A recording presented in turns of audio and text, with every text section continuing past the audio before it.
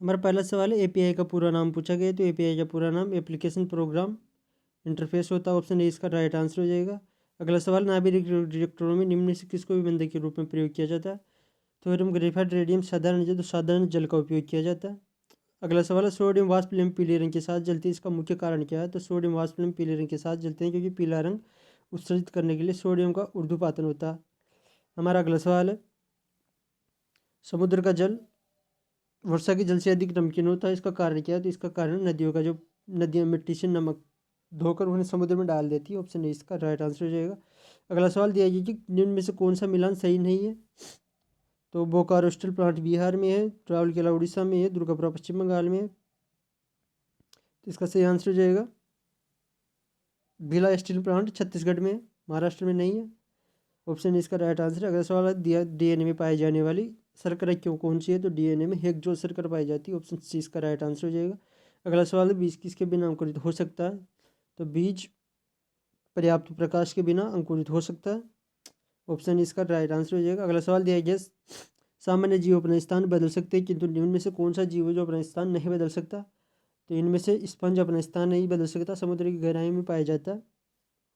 अगला सवाल दिया गया, सूक्ष्म जीवों द्वारा कार्बनिक यौगिकों से एल्कोहल उत्पादन करने की क्रिया क्या कहलाती है? तो सूक्ष्म जीवों द्वारा जो एल्कोहल उत्पादित किया जाता है उस प्रक्रिया को किण्वन के नाम से जाना जाता है। ऑप्शन 20 का राइट आंसर हो जाएगा। अगला सवाल देखिए, ओडोंटोलॉजी विज्ञान के बारे में बताया गया है कि ओडोंटोलॉजी में किसका अध्ययन किया जाता है? तो ओडोंटोलॉजी में दंत का अध्ययन किया जाता है, दांतों का अध्ययन किया जाता है। अगला सवाल दिया गया, अकशेरुकी में नहीं होता, क्या नहीं होता? तो अकशेरुकी में मेरुरज्जु या पशरज्जु नहीं होता, जिसे हम रेडिकेट डी भी कहते हैं। हमारा अगला सवाल है, स्ट्रेट फ्रॉम द हार्ट पुस्तक किसने लिखी थी? तो स्ट्रेट फ्रॉम द हार्ट पुस्तक कपिल देव की लिखी हुई है। ऑप्शन सी इसका राइट आंसर हो जाएगा। हमारा अगला सवाल है, निम्न में से कौन सा सही नहीं? तो सानिया मिर्जा टेनिस से संबंधित है, साइना नेहवाल बैडमिंटन से संबंधित है, विश्वनाथ आनंद शतरंज से संबंधित है। तो इसका सही आंसर हो जाएगा ऑप्शन ए मिल्खा सिंह। हमारा अगला सवाल दिया गया है, जनगणना के संदर्भ में प्रयुक्त पद लिंगानुपात का सही वर्णन निम्न में से कौन सा है? तो प्रति हजार पुरुषों पर महिलाओं की संख्या। ऑप्शन ए, ऑप्शन डी इसका राइट आंसर हो जाएगा। अगला सवाल दिया गया, फिलोसोफर वुलियस यशद पुष्प का रासायनिक दृष्टि से नाम क्या है? तो यशद पुष्प को रासायनिक दृष्टि में जिंक ऑक्साइड कहा जाता है। ऑप्शन सी इसका राइट आंसर हो जाएगा। हमारा अगला सवाल है,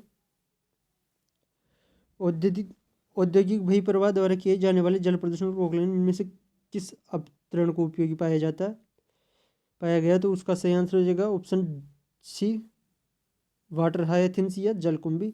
हमारा अगला सवाल है, जल के उपचार में चारकोल का प्रयोग किस रूप में किया जाता है? जल के उपचार में चारकोल का प्रयोग अधिशोषक के रूप में किया जाता है। ऑप्शन डी इसका राइट आंसर हो जाएगा। अगला सवाल है, निम्न में से कौन सा प्रदूषण नहीं फैलाता है? तो सौर ऊर्जा का प्रयोग प्रदूषण नहीं फैलाता। ऑप्शन 20 का राइट आंसर हो जाएगा। अगला सवाल है, भोपाल कांड में निहित गैस कौन सी थी? तो भोपाल कांड में मिथाइल आइसोसाइनाइड का रिसाव हुआ था। ऑप्शन डी इसका राइट आंसर हो जाएगा। अगला सवाल दिया गया, हर वर्ष नोबेल पुरस्कार दिए जाते हैं, तो नोबेल पुरस्कार स्टॉकहोम में दिए जाते हैं और शांति का नोबेल पुरस्कार ओस्लो में दिया जाता है। तो इसका सही आंसर है ऑप्शन ए।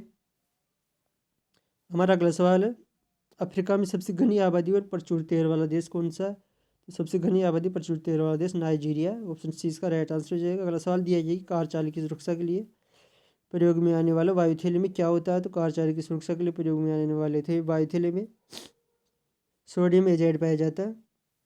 हमारा अगला सवाल दिया गया है, निम्न में से कौन सा भारतीय नागरिक के मूलभूत कर्तव्यों में से नहीं है? तो इसका सही आंसर हो जाएगा ऑप्शन सी प्रकृति पर्यावरण की संरक्षित और जीवित प्राणियों के प्रति करुणा।